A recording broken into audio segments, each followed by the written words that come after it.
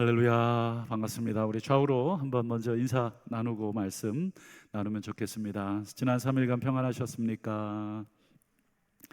네, 오늘 무지하게 덥더라고요. 그래서 창문을 좀 열어놨더니 히터가 막 들어오더라고요. 그래서 이거 안 되겠다, 오히려 닫아 놓는 게 낫겠다 싶을 정도로 아마 오늘 뭐 야외에서 일을 하시거나 또 어디 출타하신 성도님들은 아마 더위 잡수시지 않았겠나 걱정이 됩니다. 이제 무더워지는 날씨 속에 이제 수분 섭취 또 잘 하시고 또 그늘에 가셔서 또 잘 쉬시면서 어려움 당하지 않도록 하시기를 다시 한번 바라겠습니다. 오늘 함께 보신 본문으로 우리는 아브라함에게서 무엇을 발견하는가, 제목이 조금 거시기 하죠. 우리는 아브라함에게서 뭘 발견할 수 있는가. 오늘 이 로마서 4장이 이제 아브라함 이야기 전체 이야기인데, 도대체 바울은 왜 갑작스럽게 아브라함 이야기를 꺼내 들고 있는가?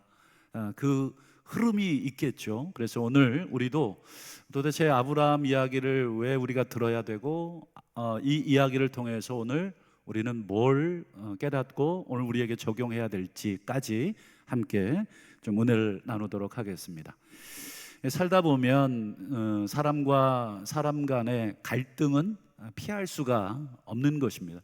우리가 다 죄성이 있어서 아무리 기도하고 말씀 보고 정말 하나님 뜻대로 살겠다고 굳게 다짐하지만 또 세상에 나가서 이 사람 저 사람 상대하다 보면 어떻습니까?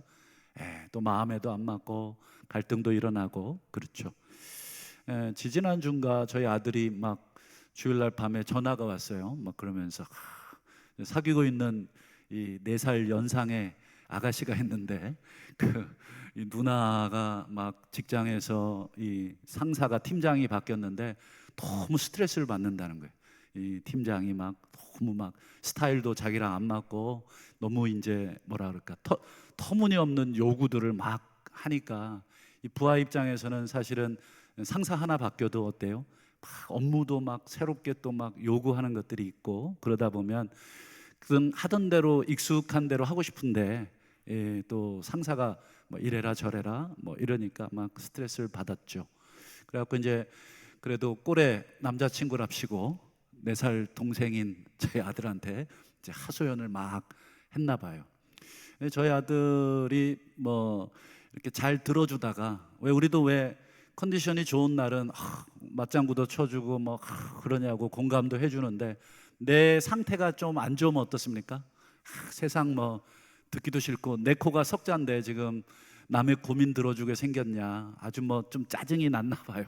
그래가지고 짜증을 확 냈다는 거예요. 어떻게 됐겠습니까? 결과는 아주 뭐 분위기 아주 싸해지면서 이제 헤어졌죠. 그러면서 이제 인생의 선배인 우리 부모에게 뭐 연애 상담을 이제 한다고 이럴 때는 어떻게 해야 되냐고.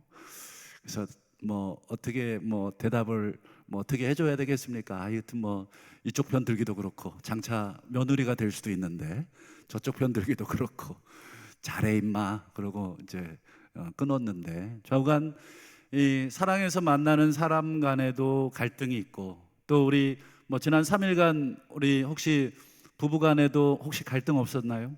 그래서 막 등 돌리고 자고 딴방 가서 자고 막 밥도 같이 안 먹고, 이 부부 간에도 이렇게 갈등이 있거든요. 그리고 뭐 친구 간에도 잘 만나다가 뭐 하나 틀어져 가지고 그냥 뭐 약속 뭐 그 연락도 안 하고 지금 오랜 시간 사실 연락 안 하고 있는 친구도 있으시죠.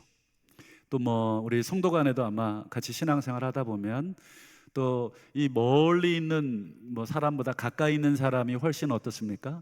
같이 일하다 보면 서로 이렇게 다툴 일이 많아요. 그래서 같은 속회 또 같은 뭐 위원회 이런 사람들이 갈등이 많습니다. 어쨌든 이런 갈등은 뭐 없으면 좋겠지만 이런 갈등은 없을 수가 없습니다. 뭐 부모 자식 간에도 갈등이 있는데 뭐 내 배 아파서 난 자식도 어떻습니까? 내 등 뒤에 막 험한 말을 막 꽂아 놓는 세월인데 우리가 생판 모르는 남남 간에 뭐 이런저런 얘기 던지다 보면 서로 서운할 수도 있고 오해도 있고 갈등도 있고 그렇습니다.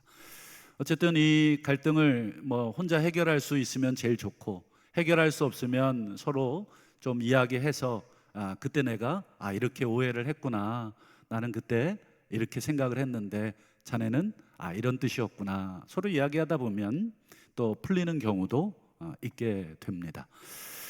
그래서 우리가 이 인간 간의 갈등도 무엇 때문에 갈등이 있는지 그 원인을 먼저 우리가 찾고, 그래서 그 갈등을 조금씩 우리가 좁혀가고 해소하는 것처럼, 우리가 이 로마서를 계속 보고 있으니까 우리 로마서는 이게 한 구절 한 구절이 다 주옥 같아요. 그리고 너무 익숙합니다. 그래서 웬만한 구절들은 딱 들으면 뭐 다 아는 내용인 것 같아요. 이게 다 알기 때문에 우리가 때로는 로마서를 그냥 대충 읽습니다. 사도 바울이 로마서에 뭐 좋은 말, 뭐 대백과사전처럼 그냥 은혜가 되는 말을 그냥 막 쫙 아무거나 생각나는 대로 막 집어 던져 놓은 것이 아닙니다. 뭐 내가 복음을 부끄러워하지 않습니다. 모든 사람이 죄를 범하였으니 하나님의 영광에 이르지 못했습니다. 사람이 마음으로 믿어 의에 이르고 입으로 시인하여 구원에 이릅니다. 뭐 모든 피조물이 탄식하며 몸의 구속을 기다립니다. 성령이 이와 같이 우리의 연약함을 아십니다. 등등. 여러분이 우리가 웬만한 신앙생활 하신 분들은 다 아는 내용들이 로마서에 다 던져져 있어요. 그런데 하나하나가 전부 그냥 막 던진 말들이 아니라 전부 문맥이 있고 왜 이런 말씀을 했는지 그것을 우리가 알아야 그 뜻이 온전해지듯이, 우리가 문학 작품도 그렇잖아요. 우리 국어 선생님 여기 계신데, 우리 문학을 저도 문학을 좋아한다고 해야 되나요? 문학을 어쨌든 저도 좋아하는 입장에서 어떤 글이라고 하는 게 쭉 읽다가 한 구절 좋은 구절이 있으면 메모를 해놓기도 해요. 근데 제가 그 구절을 메모해 놓을 때는 전체 맥락에서 이 구절이 어떤 의미인지를 알고 메모를 해놓는 것입니다. 이 구절은 이런 문맥에서 이런 뜻으로 설명한 것이지. 그런데 그냥 어디 인터넷이나 이런 데 그냥 뚝 떨어져 있는 딱 한 구절만 이거 너무 좋은데? 그러면 대체로 오해하기 쉽습니다. 그냥 내가 좋아하는 대로 막 갖다가 해석을 하고 이건 이런 뜻일 거야, 저건 저런 뜻일 거야. 이 저자의 의도와는 상관없이 그렇게 할 가능성이 높죠. 로마서를 읽을 때도 우리가 너무 이렇게 이렇게 내 마음대로 은혜되는 구절 아무렇게나 갖다 치고 그냥 어떻게든지 은혜만 받으면 된다는 그런 은혜제일주의에 우리 한국 성도들이 많이 빠져 있거든요. 그러다 보니까 천천히 도대체 무슨 말씀을 하시는가 자세히 읽어보려는 마음보다는 그저 은혜되는 구절, 은혜 안 되는 건 그냥 다 넘기고 그냥 은혜되는 몇 가지 구절을 내가 붙들고 또 은혜 받았다고. 여러분, 이것은 어떻게 보면 저자를 무시하는 것이고 더 나아가서는 하나님을 무시하는 것이죠. 하나님은 이런 전체적인 의미 속에서 이것을 설명하시는 그런 것들. 그래서 오늘 이 로마서를 정확하게 이해하려면 이 로마 성도들 간에 어떤 갈등이 있었는가를 먼저 이해해야 됩니다. 이 갈등이 로마 교회는 구성원들이 크게 두 가지로 나누어져 있습니다. 한쪽은 유대인들, 한쪽은 이방인들.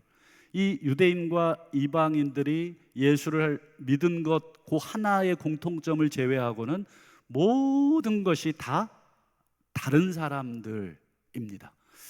제가 아침에 운동을 가끔 하는데 이 경상도에서 오신 목사님이 한 분 계세요. 도무지 그 억양이 저는 이 경상도 분들은 좀 말을 세게 하면 꼭 싸우자고 드는 것 같아요. 그냥 그분은 평상시 억양인데 제 입장에서는 좀 화가 났나? 또는 한번 해보자는 건가? 이런 느낌들. 근데 이제 오랫동안 같이 교제하다 보니까 이 말투가 그렇더라고요. 의도와 상관없이 말투가 그래요. 그러니까 여러분 우리나라 같은 말을 쓰는데도 이 경상도하고 또 이 전라도하고 또 지역마다 이 억양 말투에 따라서도 서로 오해가 있는데, 여러분 유대인 그리고 이방인이 함께 신앙생활을 한다고 생각을 해보세요. 그 갈등이라는 건 어마어마합니다. 그래서 나중에 이제 로마서 15장쯤 가면 사도 바울이 본격적으로 그 갈등을 이제 드러내놓고 설명을 합니다. 이제 그 전까지는 이제 갈등에 대한 원인을 이제 사도 바울이 쭉 설명을 합니다. 유대인과 여러분 이방인들의 갈등은 우리 한국 사람들이 생각하는 것 그 상상 초월입니다. 그 이상입니다. 그저 뭐 경상도와 전라도의 갈등, 뭐 강원도와 뭐 경상도의 갈등, 뭐 이런 정도의 갈등을 초월하는 이 엄청난 이 두 민족 간의 갈등이 존재합니다. 가장 큰 갈등은 일단 첫 번째, 유대인들은 이방인들을 어떻게 생각합니까? 개돼지로 취급을 합니다. 그러니까 완전 죄인으로 일단은 이 낙인을 찍어놓고 그들을 바라봅니다. 그러니까 뭘 해도 유대인들 입장에서 이방인들은 죄인. 그러니까 무슨 짓을 해도 죄인들이 하는 짓. 그러니 도무지 그 좁혀질 수 없는 간격. 우리 지난 오후 예배 때 우리 베드로가 고넬료를 만나서 같이 식사하잖아요. 그게 사도행전 10장인데 그 이어지는 11장을 한번 읽어보시면 사도 베드로가 고넬료랑 식사 한번 했다가 이 예루살렘 교회 성도들한테 엄청난 비난을 당합니다. 이 베드로는 예루살렘 교회 이 최고 지도자인데 이 최고 지도자가 이 성도들한테 엄청나게 비난을 받아. 내용은 딱 한 가지. 네가 어찌하여 이방인이랑 식사했냐는 거예요. 여러분 이방인하고 식사 한번 했다고 여러분 그렇게 비난을 들어야 되는가? 우리의 관점에서는 이 상상을 할 수 없는데, 아까 말씀드렸듯이 유대인과 이방인의 관계 그리고 그 갈등을 이해한다면 그건 있을 수 없는 일을 베드로가 한 것이 됩니다. 그래서 어쨌든 이 유대인들은 이방인들을 죄인, 사람 취급을 안 했어요. 이유, 그중 가장 큰 이유 중에 하나가 이것입니다. 이방인들은 할례 받지 못한 백성. 뭘 못 받았다고요? 할례. 그래서 여러분 구약 시대부터 여러분 이스라엘 사람들이 이방인들을 뭐라고 불렀습니까? 할례 받지 못한. 그래서 다윗이 골리앗과 싸울 때 골리앗을 향해서 했던 말, 저 할례 받지 못한. 이게 전형적인 이방인들을 지칭하는 표현입니다. 그 말은 뒤집어 말하면 유대인들은 뭘 받았다는 거예요? 할례를 받았다. 우리는 할례 받은 사람이고 너희들은 할례 받지 못한 쓰레기들이고 죄인들이고 지옥의 땔감들이고 너희들이랑은 상종도 못하고 너희들이랑은 밥도 같이 먹을 수 없는 존재. 하여튼 뭐 인생의 찌꺼기 같은 그런 눈으로 여겼던 갈등. 여러분 그 갈등이 그저 뭐 한 1, 20년 된 갈등이 아니라 수천 년 된 갈등입니다. 그런 유대인과 이방인이 지금 로마 교회에서 만났어요. 어떤 일이 벌어질까요? 우리가 예수 안에서 뭐 예수 믿었으니 다 용서하자. 여러분 한 번에 용서되겠습니까? 그동안 우리가 당해왔던 게 있는데, 그동안 내가 당해왔던 게 있는데 한 방에 그래 우리 예수 안에서 어깨동무하자. 우리는 사랑의 띠로 하나가 되었습니다. 할렐루야 막 이러면서 찬송이 나오겠습니까? 절대로 안 나옵니다. 그러니 이런 갈등이 여러분 이 로마서를 읽을 때 내재가 돼 있다는 것을 여러분들이 염두에 두고 여러분 이 로마서를 읽으시면 됩니다. 여러분 유대인들은 계속 말씀드리지만 할례를 목숨처럼 여겼어요. 왜 그렇습니까? 여러분 구약 창세기에 보면 이렇게 되어 있습니다. 할례 받지 않은 자는 백성 중에서 끊어지게 될 것이기 때문이다. 즉 할례 받지 않는 사람은 즉 하나님의 백성이 되지를 못한다 하는 그 창세기의 말씀에 그들은 목숨을 걸고 뭐 남자아이가 태어나면 8일 만에 뭐 죽었다 깨어나도 그날은 전쟁 중에도 할례를 행합니다. 그러니 이 유대인들에게 있어서 할례는 목숨 같은 것입니다. 그래서 유대인들은 어떻게 믿었냐면 하나님의 백성이 되려면 이 로마서 표현대로 바꾸면 의로워지려거든 의로워지려면 할례를 받아야 한다. 이건 당연한 거겠죠. 이건 아브라함 때부터 지켜오던 그 율법의 관습이었기 때문에 이 할례는 그들에게 있어서 목숨 같고, 그래서 이방인들을 지칭할 때 이방인이라고 부르지 않고 할례 받지 않은 백성 이렇게 지칭할 정도로 그들의 사고의 중심에는 할례를 받았냐 받지 않았냐가 온 세상을 가늠하는 기준입니다. 여러분, 그처럼 할례를 중요시하게 여기는 유대인들을 향해서 바울이 지난 로마서 2장 28절에서 뭐라고 하신지를 기억이 나십니까? 한번 이렇게 얘기했습니다. 표면적 육신의 할례가 아니다. 표면적 육신의 할례, 즉 몸에다가 할례를 행한 것이 할례가 아니다. 이 말은 죽자고 지금 던진 말입니다. 한번 싸워보자 하고 팔 걷어붙이고 니네 받은 할례? 그거 할례 아니야, 이렇게 얘기하는 것입니다. 마치 뭐라고 얘기했고요, 뭐 네가 안수받은 목사는 목사도 아니야. 뭐 만약에 우리 성도님 중에 저에게 누가 이런 말을 한다 그러면 저랑 어떻게 하자는 겁니까? 한번 싸워보자는 얘기잖아요. 지금 유대인들은 이 아브라함 때부터 목숨 걸고 할례를 받고 있는데, 지금 바울은 그 유대인들을 향해서 너희들이 받은 그 할례는 할례가 아니야. 유대인들이 얼마나 여러분 분노하고 얼마나 이 주먹을 막 폈다 줬다 했을지 여러분 상상이 되시죠? 그때 이제 바울이 오늘 본문 4장에서 누구 카드를 꺼내듭니까? 짠 하고 들 카드가 아브라함 카드입니다. 오늘 아브라함 이야기를 그래서 하는 것입니다. 그러면 너희들이 조상이라고 말하는 그 아브라함을 한번 보자. 과연 너희들이 갖고 있는 그 신념, 너희들이 갖고 있는 그 믿음이 과연 성경적인 것인지 아닌지를 그러면 너희들의 조상인 아브라함을 통해서 한번 솔직하게 토론해보자 하고 제시한 게 오늘 4장입니다.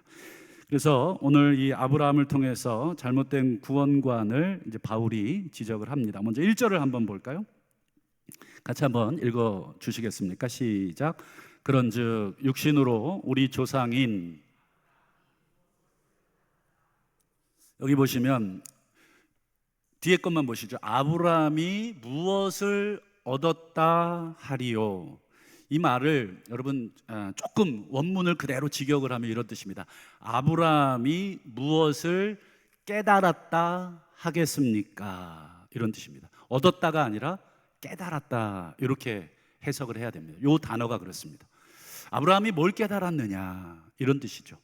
아브라함이 깨달은 게 있다는 거예요.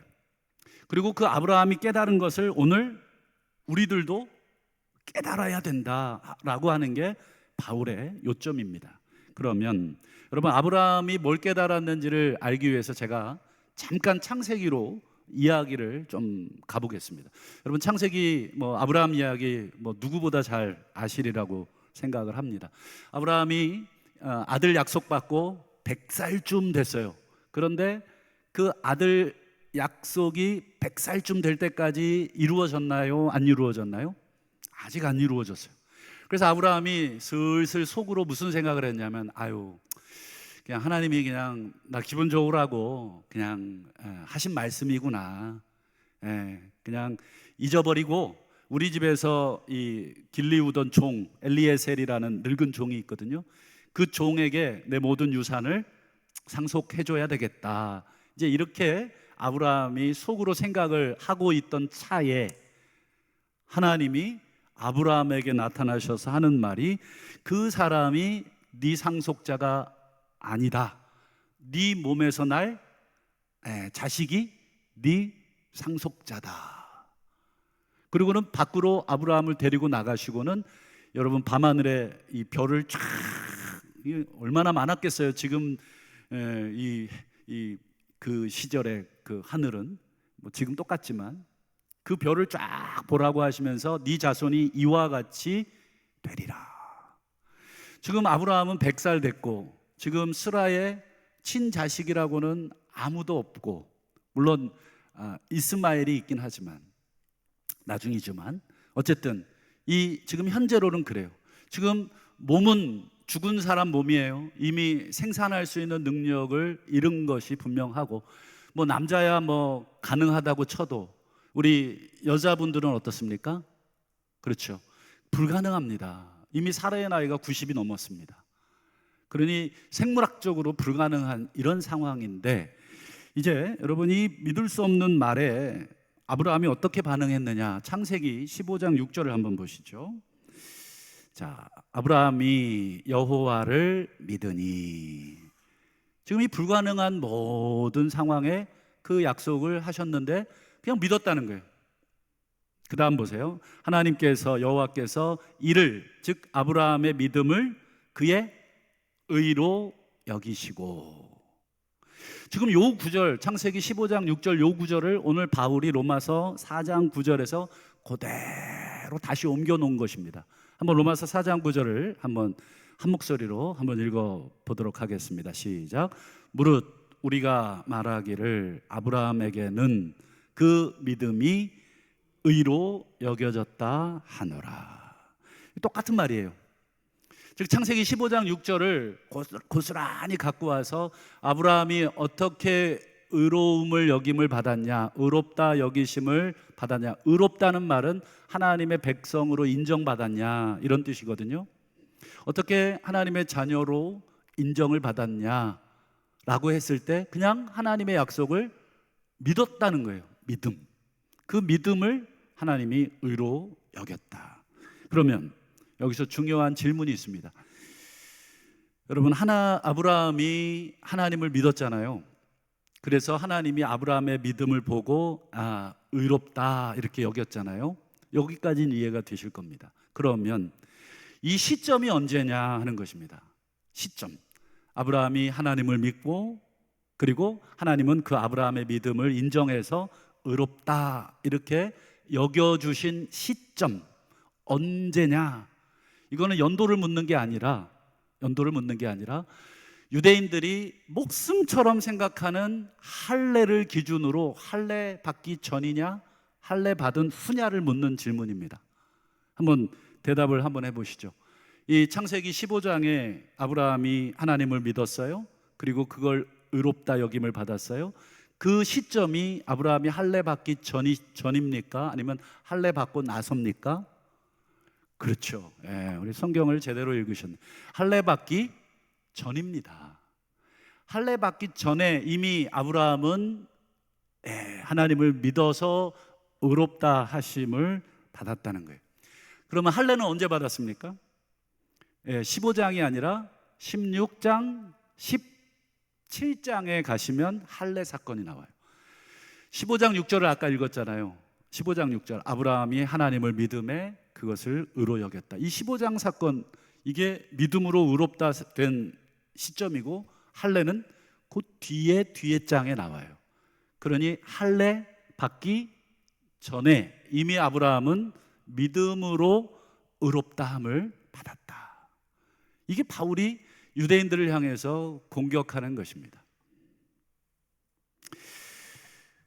그래서 여러분, 이 로마서 4장 10절을 한번 보실까요? 로마서 4장 10절. 자, 이제 그 질문을 던지는 것입니다. 그런즉 그것이 어떻게 여겨졌냐는 말은 아브라함의 믿음이 의롭다 하심을 언제 받았느냐, 이런 뜻입니다.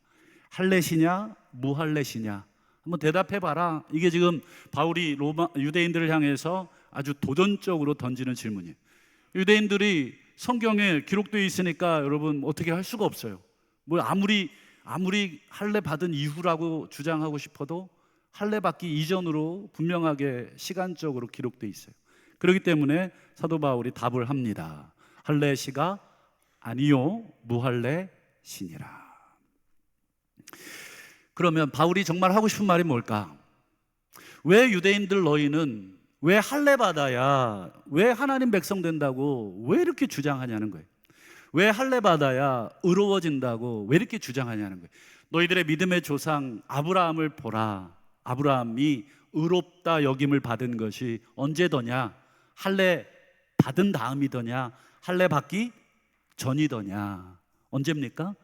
전이라는 거예요. 그저 하나님은 아브라함의 할례를 보고 의롭구나 이렇게 선언하신 게 아니라 아브라함의 믿음 하나 보고 의롭구나 이렇게 선언했다는 거예요. 그러면 할례는 무엇입니까? 할례는 왜 받습니까? 예, 그 답을 해줘야 되겠죠. 그 답이 이어지는 로마서 4장 11절입니다. 한번 보실까요? 같이 한번 이것도 읽어보겠습니다. 시작. 그가 할례의 표를 받은 것은 할렐루야. 여기 보세요. 할례를 그러면 하나님이 받으라고 해서 받은 것은 무할례 때 믿음으로 받은 의를 인친 것이다. 인치는 게 뭐예요? 도장 찍어준 것이다 이런 말이에요.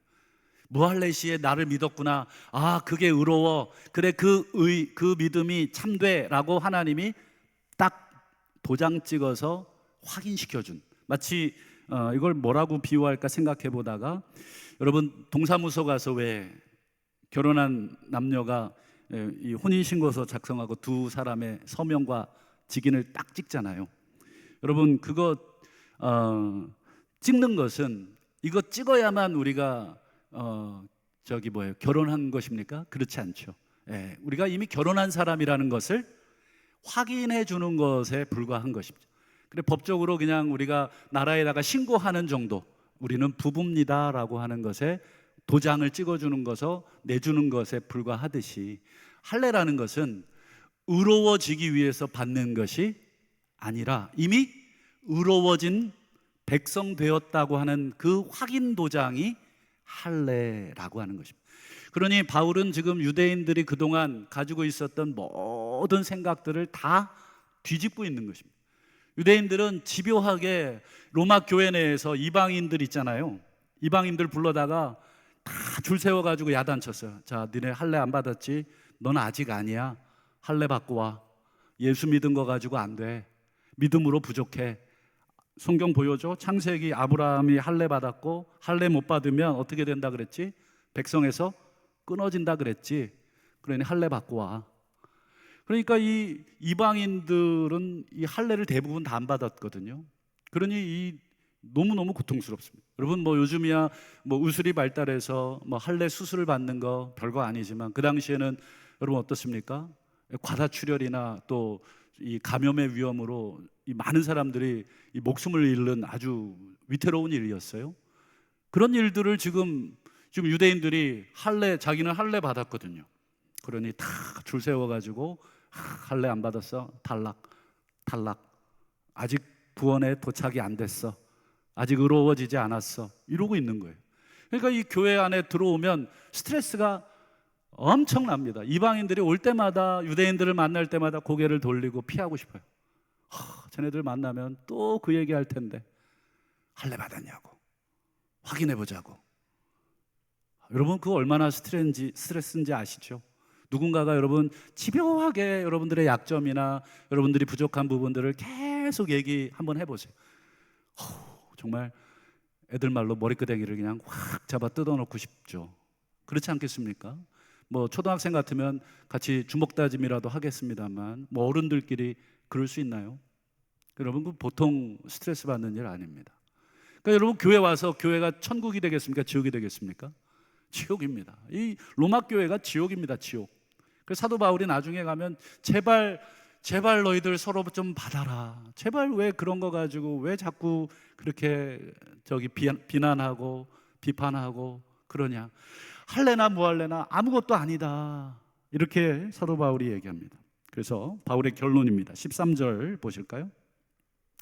자, 아브라함이나 그 후손에게 하나님이 창세기 12장 3절에서 약속하신 게 있죠. 땅의 모든 민족이 너로 말미암아 복을 받으리라.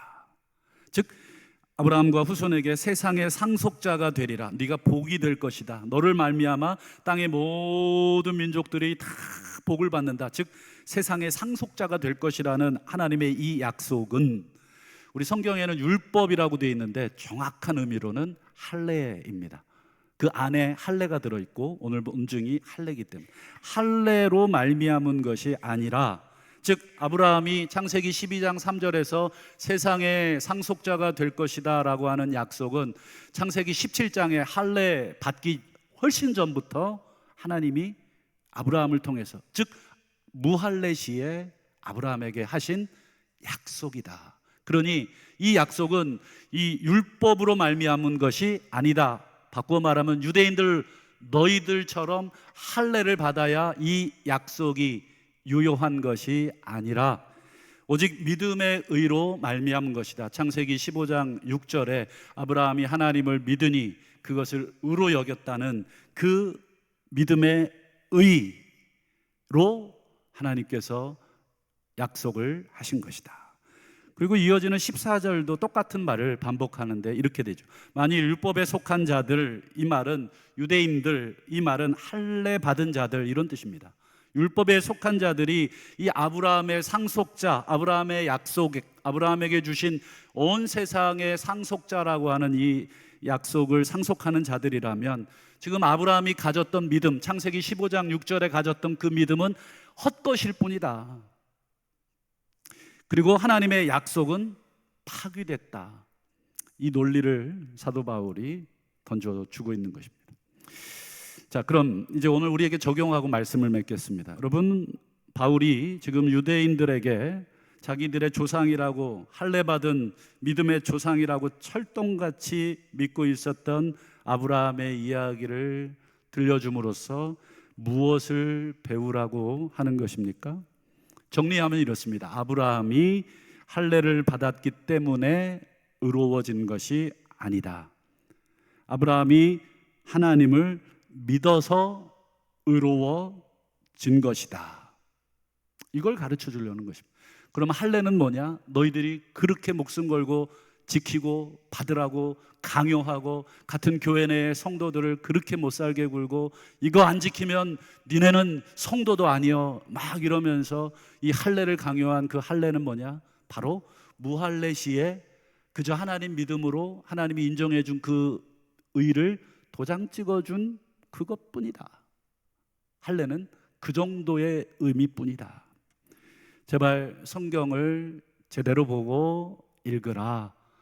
너희들이 그렇게 조상이라고 떠받드는 아브라함 이야기조차도 너희들 네 마음대로 읽고 있었냐? 이게 하나님의 성경에 기록된 그 하나님의 뜻이다. 그러면 오늘 우리는 어떻게 해야 되느냐? 혹시 우리들도 유대인들처럼 잘못된 생각이나 신념을 가지고 있지는 않은가? 한번 되돌아 봐야 합니다. 좀 과격하게 들릴 수 있을지 모르겠지만 한번 제가 표현을 한번 해보겠습니다. 여러분, 우리가 세례를 받았기 때문에 의로워졌나요? 우리가 교회를 다니기 때문에 우리가 구원을 받은 것입니까? 우리가 직분을 혹시 받았기 때문에 내가 목사라고 하는 신학교에서 그 고생하면서 목사 여러분 직분을 받고 장로님들 직분 받고 그 직분을 받았기 때문에 우리가 하나님의 백성이 되는 것입니까? 네, 여기에 우리가 대답을 이제 쉽게 할 수 있겠죠. 유대인들은 할례를 받아야 아브라함처럼 할례를 받아야 의로워진다고 그렇게 믿었지만 성경을 자세히 읽어보니 할례 받아서 의로워진 게 아니고 하나님을 믿어서 의로워졌고 그 의로움을 인치기 위해서 할례를 받았구나. 순서가 그렇게 되는구나. 여러분, 정반대입니다. 우리가 예수를 믿고 나니까 예수 안에서 우리가 하나님이 우리에게 주시려고 하는 모든 풍요로움과 그런 것들을 다 깨달아지거든요. 예수를 믿고 나서 성경을 보니까 너무너무 하나님이 우리를 사랑하시는 게 깨달아지고 믿어지고 너무너무 감사합니다. 그래서 여러 성도들 앞에서 교회가 정한 세례를 보고 그래, 나도 성도들 앞에서 이제 떳떳이 내 신앙을 고백할 수 있겠다 싶어서 세례를 받는 것입니다. 세례를 받아야 우리가 의로워지는 게 아니라 이미 우리가 예수를 믿어서 의로워졌고 그 의로움을 확인시켜 주는 것입니다. 성도님들, 저 이제 예수 믿는 백성이 되었습니다. 여러분들과 똑같이 저도 예수 믿고 하나님을 영접하고 의로운 백성이 되었습니다. 그래서 이런 예식을 여러분들 앞에서 내가 공개적으로 하는 것입니다. 그리고 우리가 왜 교회를 다닙니까? 성경을 읽어보니까 이 교회가 예수님의 피값으로 세워졌구나 하는 것을 깨달아지게 되고 그래서 내가 함께 교회를 세워나가는 그 신앙생활을 하는구나. 여러분, 교회 다닌다고 구원받는 게 아니라 이미 구원을 받아서 함께 신앙생활을 자연스럽게 하는 것입니다. 그리고 우리가 왜 직분 받아서 여러분 의로워지는 게 아니라 우리가 예수의 사랑을 깨닫고 나니까 이 직분조차도 몸된 교회를 위해서 하나님이 주신 선물들이구나 하는 것들을 깨닫게 되어서 우리가 직분을 부끄럽지만 아버지 주시면 제가 잘 감당할 수 있겠습니다. 여러분, 우리 직분자들 직분 받을 때 그렇게 기도하지 않았습니까? 저도 안수 받을 때 펑펑 울면서 그렇게 기도했던 기억이 납니다. 하나님, 제가 이 일들을 감당할 수 있을지 모르겠습니다. 그러나 하나님, 내가 예수 믿는 자가 되고 내가 또 하나님 세우신 교회를 위해서 내가 목사로 부름 받았기에 내가 교회가 정한, 그리고 노회가 정한, 또 위에서 권위를 가지고 한 모든 것에 순종하며 내게 맡겨주신 사명을 감당하겠습니다. 저는 구원받기 위해서 목사가 된 것이 아니라 이미 구원받음을, 예수를 믿고 확인받고 내 삶을 어떻게 드릴까 기도하고 고민하다가 하나님이 나를 부르신 그 부르심에 내가 거절하지 않고 순종한 것입니다. 아마 우리 여기 계신 우리 모든 직분자들도 같은 마음으로 직분들을 받으셨을 겁니다. 여러분, 이 직분 없으면 여러분 우리 구원이 안 됩니까? 그렇다면 죽기 살기로 직분을 붙드셔야 되겠지만 여러분, 그렇지 않습니다. 여러분, 할례 못 받으면 구원 안 받습니까? 만약에 그렇다면 죽기 살기로 할례 받으셔야 되겠지만 할례가 중요한 게 아닙니다. 그래서 사도 바울이 여러분 이렇게 얘기합니다. 무엇이 바른 믿음이냐? 우리 갈라디아서 5장 6절을 한번 보겠습니다. 좀 파격적인 얘기인데요, 같이 읽어보죠. 시작. 그리스도 예수 안에서는 사랑으로 역사하는 믿음뿐이다. 할례 받은 사람도 할례 받지 않은 사람도 이건 아무런 힘을 갖고 있지 않다. 이 하나님의 공동체 안에서는 어떤 외적인 조건이 아무런 힘이 없다. 목사냐 장로냐 아무런 것이 없다. 오직 뭐만 있습니까? 그렇죠, 사랑으로 역사하는 믿음. 여러분, 사도 바울이 그냥 믿음이라고 해도 되는데 이 믿음을 뭐라고 설명하고 있어요? 사랑으로 역사하는, 조금 직역을 하면 사랑을 통하여 일하는 믿음입니다. 사랑을 통하여. 믿음이 일을 하는데, 믿음이 무엇인가를 행하는데 그 수단이 뭐냐면 사랑이라고 하는 이 통로를 통해서 믿음의 일들이 일어난다는 거예요. 우리가 복음을 전하고 우리가 교사로 섬기고 우리가 찬양대로 섬기고 저 지하 식당에서 정말 주중에도 음식하고 또 주일날도 배식하고 또 여러 가지 교회 내의 큰 것들을 감당하는 그 믿음들이 전부 다 사랑이라고 하는 그 통로를 통해서 일을 하는 믿음. 우리들의 믿음은 눈에 보이질 않아요. 여러분, 믿음이 있냐고 제가 질문을 던지지만 믿음이 있는지를 몰라요. 우리 인간은 상대방의 믿음을 평가할 실력도 없어요. 근데 다만 우리가 저 사람이 믿음이 있겠구나 추정해 볼 수 있는 게 하나 있어요. 그것은 이 사람이 뭐든지 사랑으로 그 믿음을 드러내려고 하는구나. 어떤 말을 해도 그래도 우리 여전도에 그래도 잘, 그리고 우리 회장님 그래도 얼마나 애를 쓰시냐고, 정말 누구도 하기 힘든 그 일을 맡아서 저렇게 수고하신다고. 오늘 보니까 또 우리 지난 아나바다 끝나고 남은 물건들도 정리하시는데 여러분, 자기 시간 내서 그거 와서 또 정리하고 참 사랑으로 그런 일들을 통해서 역사하고 믿음을 그렇게 보여주는 것입니다. 여러분, 눈에 보이지 않는 믿음을 우리가 어떻게 보느냐? 바로 내가 어떤 식으로 믿음을 표현하느냐, 어떤 식으로 말하느냐, 어떤 식으로 행동하느냐, 어떤 식으로 섬기느냐. 목사인 저도 똑같고 여기 계신 우리 모두도 사실은 똑같아요. 우리가 믿음이 있다고 하나님 앞에서 하지만 그 믿음을 어떤 식으로 표현하고 있습니까? 한번 우리 스스로에게 던져본다면 오늘 좋겠습니다.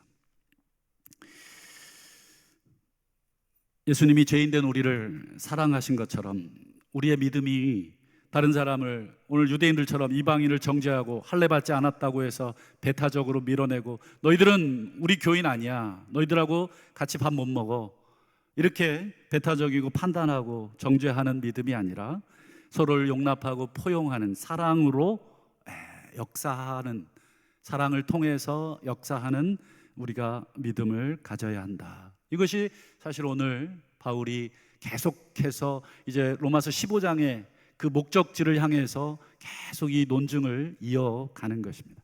말씀을 맺겠습니다. 여러분, 우리 모두는 아브라함처럼 믿음으로 의롭다 하심을 받은 자들이 되었습니다. 그 사실에 우리가 아멘이라고 할 수 있다면, 여러분, 우리의 그 믿음이 사랑을 통해서 드러나야 되고, 어떻게 드러나고 있는가?